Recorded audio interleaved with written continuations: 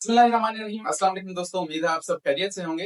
इस वीडियो में मैं आपको बताने वाला हूं कि जब आपका वीजा स्टैंप हो जाता है, उस स्टैंपिंग के बाद नेक्स्ट क्या प्रोसेस होता है और किन गलतियों से आपने गुरेज करना है। अगर आप मेरे चैनल पर न्यू हैं तो काइंडली मेरे चैनल को सब्सक्राइब कर दें ताकि मेरी आने वाली तमाम अपडेट्स आप तक टाइमली पहुंचती रहे। सबसे पहले अगर हम बात करते हैं, पहला सवाल आपका ये होता है कि जब आपका वीजा स्टैंप हो जाता है, उस स्टैंपिंग के बाद कितने दिनों तक आपके डॉक्यूमेंट्स आपकी एजेंसी वाले के पास पहुंचते हैं। क्योंकि आपने इतना ज्यादा इंतजार कर लिया होता है वीजा स्टैंपिंग के लिए, जब 1 से 2 महीने मतलब मोस्टली लोगों के लग जाते हैं।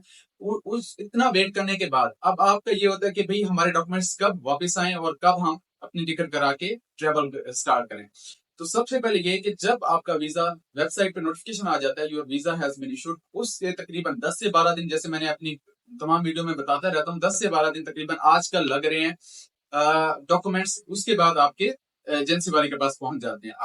अब मोस्टली दोस्त ये करते हैं कि जब उनका ये स्टेटस शो हो जाता है कि your visa has been issued, उनका वेबसाइट पे नोटिफिकेशन आ जाता है, उसके बाद दोस्त क्या करते हैं, अगले 2 से 3 दिन के बाद अपनी टिकट करा लेते हैं ऑनलाइन।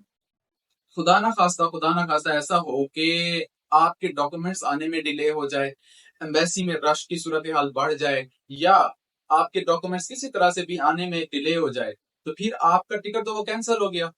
फिर जब आप यानी कि डॉक्यूमेंट्स आते हैं, फिर उसके बाद आपका प्रॉपर यानी कि वो क्या कहते हैं उसे, आपने फिंगरप्रिंट करवाने होते हैं, ठीक है, प्रोटेक्टर के लिए फिंगरप्रिंट करवाने होते हैं, फिर आपका प्रोटेक्टर होता है, फिर यानी कि जाके आपके डॉक्यूमेंट्स आपको मिलते हैं। इन केस किसी भी सूरत हाल में, खुदा ना खास्ता अगर किसी चीज का डिले हो जाए, तो फिर आप क्या करेंगे। क्योंकि वो अगर मोस्टली टिकट्स ऐसी होती हैं, कुछ तो ऐसी होती हैं कि कुछ परसेंटेज कट होने के बाद बाकी पैसे वापस कर देते हैं अगर टिकट कैंसिल करवाएं, लेकिन कुछ ऐसी होती है कि अगर टिकट कैंसिल करवाते हैं तो पैसे नहीं आपके वापस होते। ठीक है, तो आप इस गलती से परहेज करें। जब तक आपके हाथ में आपका पासपोर्ट और आपके डॉक्यूमेंट्स, आपका एजेंसी वाला आपको प्रोटेक्टर होने के बाद दे ना दे, आपके पास डॉक्यूमेंट्स आ ना जाए, तब तक आपने टिकट नहीं बुक करवानी। ठीक है, पहली चीज ये है।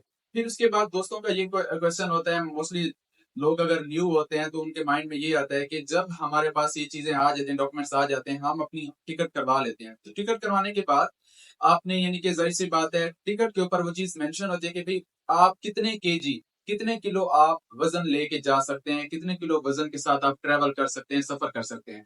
तो लाजमी उस, फॉर एग्जांपल अगर आप किसी फ्लाइट में सफर करते हैं और उस फ्लाइट में टिकट में यानी कि ये लिखा हुआ है, मेंशन है कि भाई आप 27 किलो वजन लेके जा सकते हैं।